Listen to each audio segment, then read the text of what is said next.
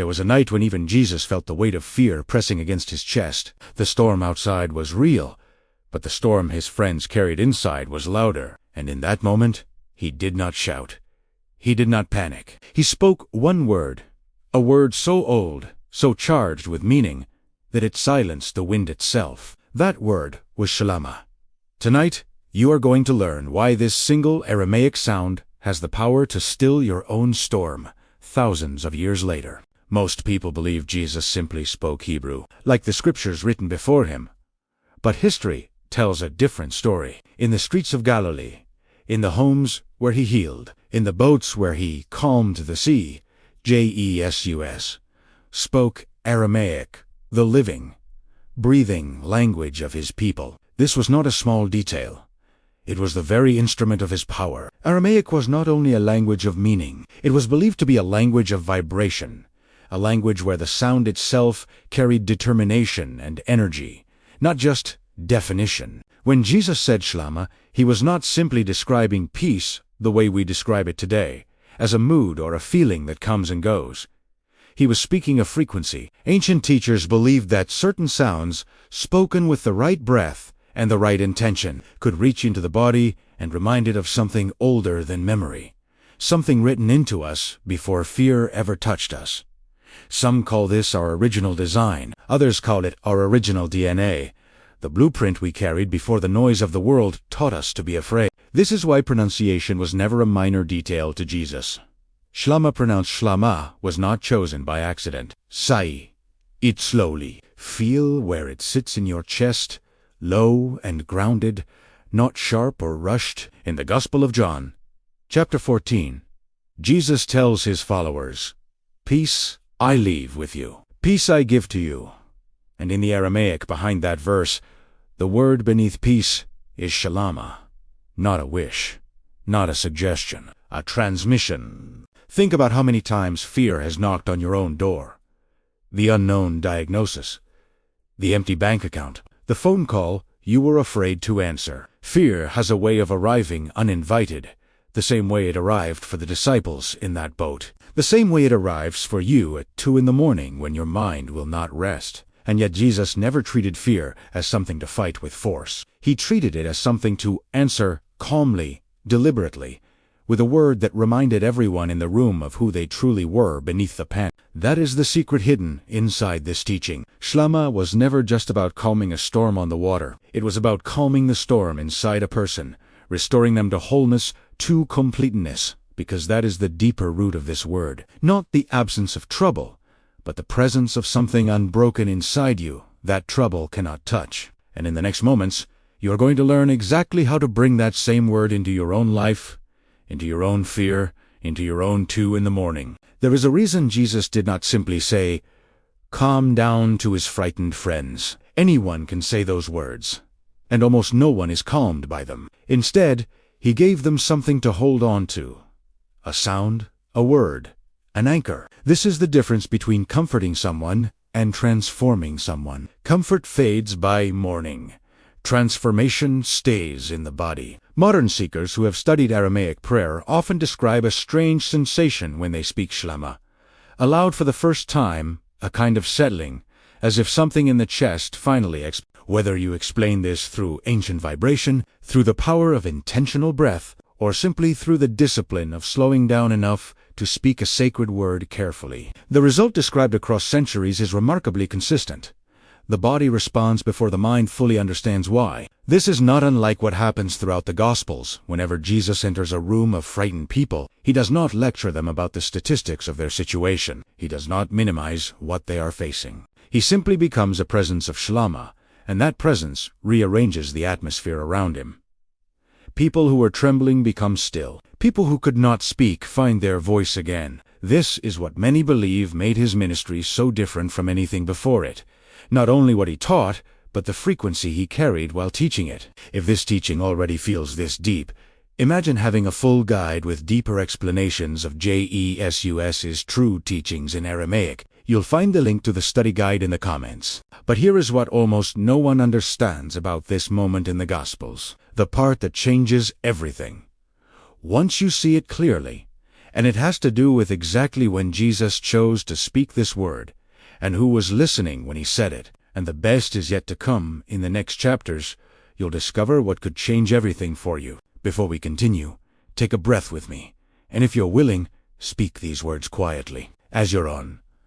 Abba, in this moment, I bring you my fear, and I ask for shlama, not the peace the world gives, but the peace that remembers who I truly am. Still the storm inside me the way you stilled the sea. Let me stand complete, unbroken, and unafraid, held in your presence, now and always. Notice what Jesus did not do in the boat that night. He did not wait for the storm to end before he found his peace. He spoke shlama while the waves were still crashing, while the wind was still howling, while his friends were still convinced they were going to die. This detail matters more than almost anything else in the story, because it tells you something essential about how this word works. It was never meant to be spoken only after the fear was gone. It was meant to be spoken into the fear itself, as an act of authority over it. This is where so many people misunderstand peace. They believe peace is a reward that arrives once the circumstances change, once the money comes in, once the diagnosis clears,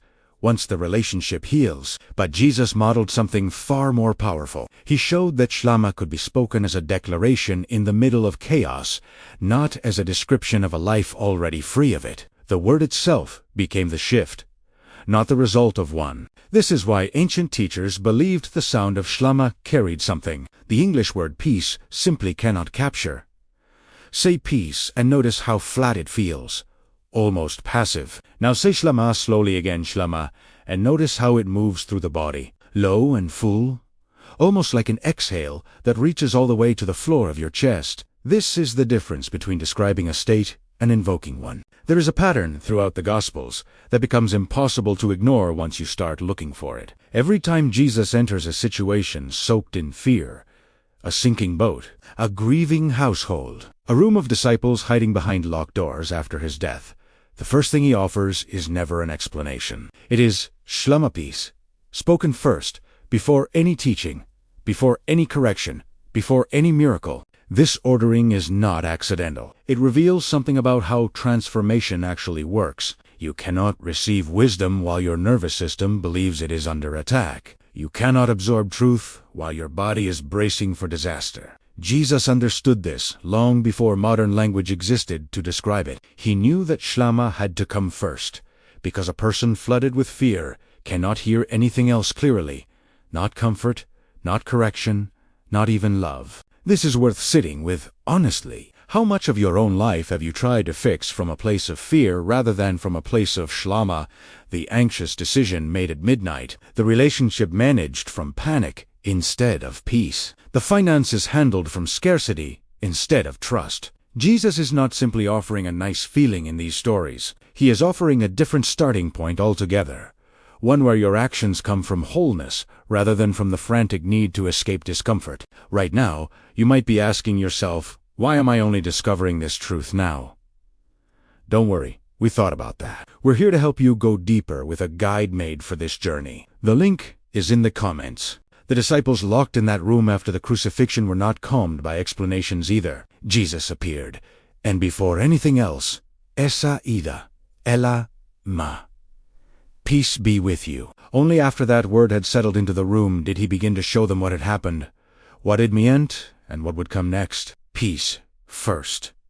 Understanding second. This order is the pattern hidden inside nearly every transformation Jesus ever offered. We are just scratching the surface of this ancient power. Get ready, because in our next video, I will reveal even deeper Aramaic codes that unlock spiritual authority you've never imagined. Make sure you are subscribed and have notifications turned on so you don't miss this unfolding revelation. So how does this word move from a story you have heard into a practice you can actually live? It begins with understanding that shlama was never meant to stay locked inside an ancient boat on an ancient sea. It was meant to travel through centuries, through languages, through every generation brave enough to speak it with intention, all the way into this exact moment, into whatever storm you are currently facing. The fear you feel is real. Your bank account, your diagnosis, your broken relationship, your sleepless nights, none of that is imaginary. But neither was the storm that night on the water, and neither were the locked doors after the crucifixion.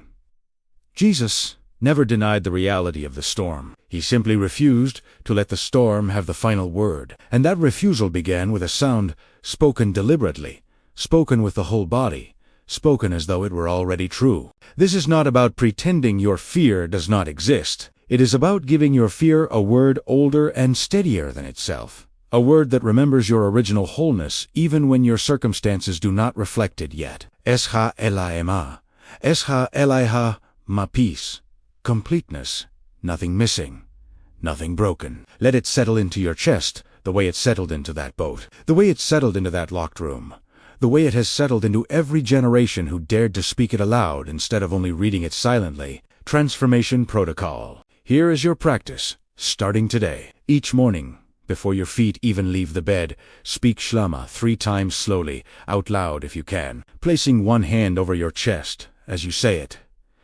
Not rushed, not whispered in passing, spoken as though you are reminding your own body of something it already knows, but has simply forgotten beneath the noise of the day ahead. Then, whenever fear knocks unexpectedly, a hard phone call, a difficult decision, a wave of anxiety in the middle of an ordinary afternoon, return to this same word before you respond to anything else. Eseache eleama, first, everything else, second. This is not a one-time prayer to be spoken and forgotten. It is a daily return to the frequency Jesus himself carried into every storm he ever faced, until it becomes less like something you say, and more like something you simply are. Just a quick reminder, the transformation guides for a fuller life are waiting for you, right there in the comments. Before you leave, if this message touched your heart or brought new understanding into your life, WRITE.